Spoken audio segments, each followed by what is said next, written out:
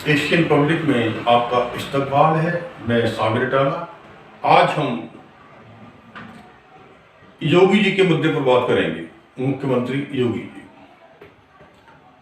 इलाहाबाद में जो गरीबों की झुग्गियां तोड़वा दी गई हैं, ये एक क्रूर कार्रवाई है।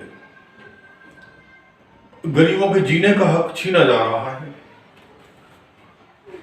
माना कि गरीब तबका सरकारी जमीनों पर घर बनाता है, रहता है, उसे भी जीने का हक है। अगर सरकारी जमीन खाली करानी है तो उनके आशियाने का जिम्मेदार कौन है? उनको घर बनाकर कौन देगा? ये रोटी कपड़ा और मकान उस देश की सरकार की जिम्मेदारी होती है।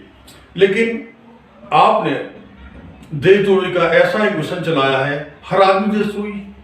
क्या वो सरकारी जमीनें सरकारी कर्मचारियों की, नेताओं की, राजनेताओं की, गुंडों की, भूमाफियाओं का अधिकार बनता है?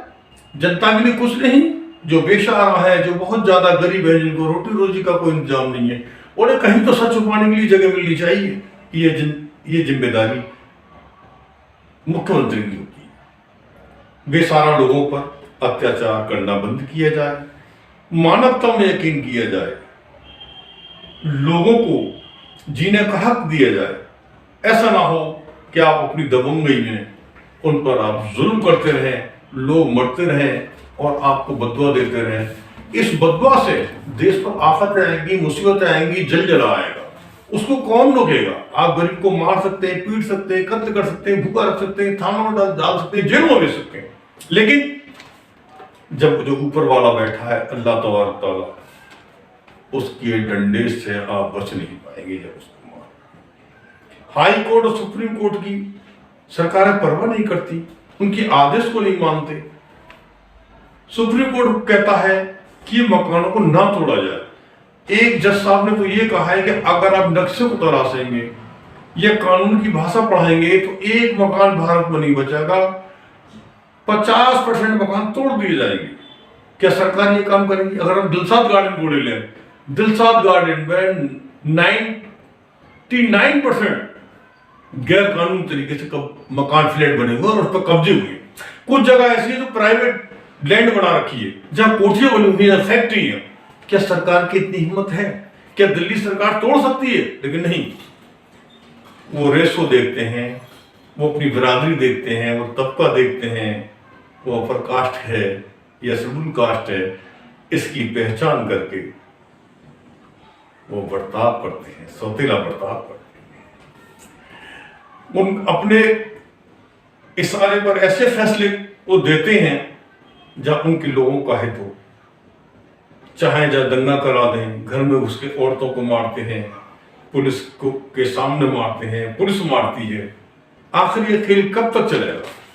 आप मुसलमानों पर, दलितों पर कब तक अत्याचार करेंगे? आप कब तक उन्हें बर्बाद करेंगे?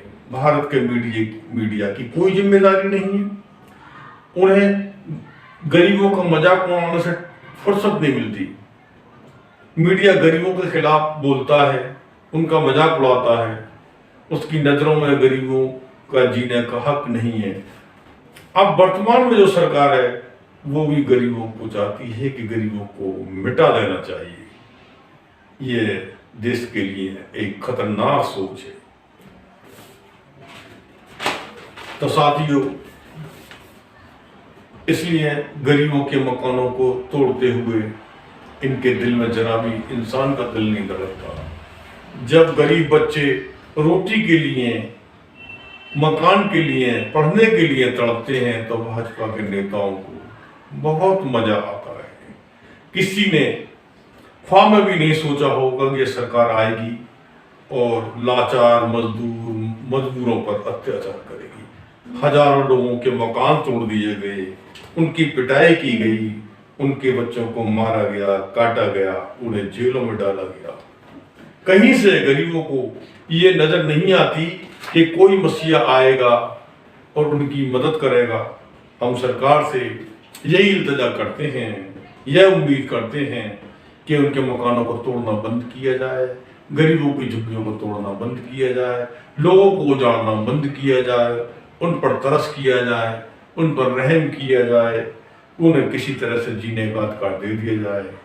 अब हम इसी शब्दों के साथ अपने प्रोग्राम को ख़त्म करते हैं और फिर अगली वीडियो फिर किसी दूसरे मुद्दे पर हम जारी करेंगे।